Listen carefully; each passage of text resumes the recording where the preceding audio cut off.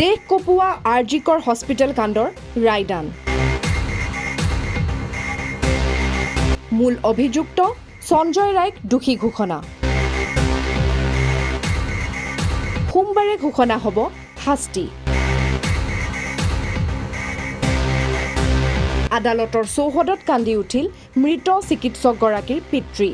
অৱশেষত আদালতত দোষী সাব্যস্ত হ'ল কলকাতাৰ আৰজিকৰ হস্পিটেলৰ যুৱতী চিকিৎসকক ধৰ্ষণ আৰু হত্যাৰ গোচৰৰ মূল অভিযুক্ত সঞ্জয় ৰায়। বিগত বৰ্ষৰ আগষ্ট মাহত দেশ কপোৱা কলকাতাৰ আৰজিকৰ হস্পিটেল কাণ্ডৰ এই ধৰ্ষণ তথা হত্যা গোচৰৰ বিচাৰ কৰা শিয়ালদহৰ বিশেষ আদালতৰ ৰায়দানত দোষী সাব্যস্ত হয় সঞ্জয় ৰায়।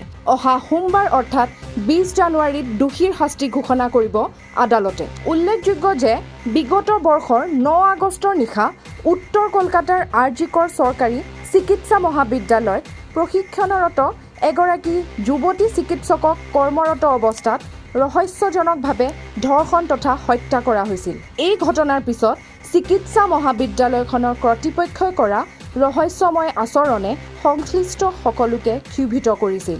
এই ঘটনাৰ পিছত চিকিৎসা মহাবিদ্যালয়খনৰ কৰ্তৃপক্ষই কৰা ৰহস্যময় আচৰণে সংশ্লিষ্ট সকলোকে ক্ষোভিত কৰি তুলিছিল। সেয়েহে সকলোৰে ক্ষোভৰ লক্ষ্য হৈ পৰিছিল মহাবিদ্যালয়খনৰ অধ্যক্ষ সন্দীপ ঘোষ। বিশেষকৈ চিকিৎসা মহাবিদ্যালয়খনৰ অধ্যক্ষ সন্দীপ ঘোষৰ আশীৰ্বাদত প্ৰতিষ্ঠানটোত চলি অহা গুৰুতৰ বিত্তীয় অনিয়মৰ কথা পোহৰলৈ আহিছিল।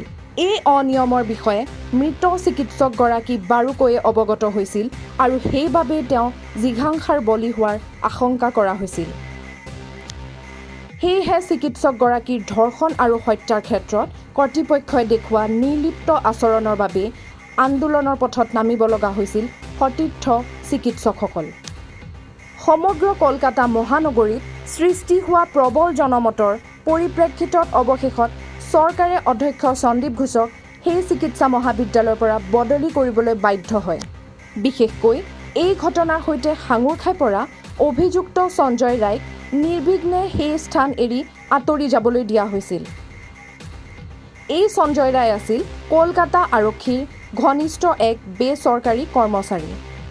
এনে কাৰণতে আৰক্ষীয়ে ঘটনাস্থলীৰ বহু প্ৰমাণ বিনষ্ট হ'বলৈ দিয়াৰ অভিযোগো উত্থাপিত হৈছিল। কলকাতা আৰক্ষীৰ এনে সন্দেহজনক কাৰ্যত ক্ষুণ্ণ হৈ পৰিছিল কলকাতা উচ্চ ন্যায়ালয়। সেয়েহে উচ্চ ন্যায়ালয়ে ঘটনাৰ তদন্তৰ দায়িত্ব অৰ্পণ কৰে কেন্দ্ৰীয় অনুসন্ধান সংস্থা অৰ্থাৎ CBIক। CBIয়ে ঘটনাৰ তদন্ত আৰম্ভ কৰি অভিযুক্ত সঞ্জয় ৰায়ক গ্ৰেপ্তাৰ কৰে আৰু আদালতৰ অনুমতি সাপেক্ষে তেওঁৰ পলিগ্ৰাফ টেষ্টটো কৰে। CBIৰ তদন্তৰ আওতাত পৰে প্ৰাক্তন অধ্যক্ষ সন্দীপ ঘোষ, ডাক্তৰ আশিষ পাণ্ডে, বিপ্লৱ সিনহা, অভিজিৎ মণ্ডল, সুমন হাজৰা আৰু আফছৰ আলী খান আদি। ঘটনাৰ গুৰুত্বলৈ লক্ষ্য ৰাখি এই অভিযুক্ত কেইগৰাকী কেমেৰাৰ সন্মুখত সাক্ষ্য গ্ৰহণ কৰা হয়। অভিশপ্ত চিকিৎসকগৰাকীৰ পিতৃ মাতৃকে ধৰি সৰ্বমুঠ 50 গৰাকী লোকৰ সাক্ষ্য গ্ৰহণ কৰে CBIয়ে। যোৱা 18 নৱেম্বৰত এই সাক্ষ্য গ্ৰহণ পৰ্ব সমাপ্ত হয় আৰু CBIয়ে অভিযোগনামা দাখিল কৰে। সেই অনুসৰি আজি 18 জানুৱাৰীত গোচৰটো বহুত প্ৰত্যাশিত ৰায়দান কৰে শিয়ালদহৰ বিশেষ আদালতে। আদালতৰ এই ঘোষণাৰ পিছত মৃত চিকিৎসকগৰাকীৰ পিতৃ কান্দোনত ভাঙি পৰে।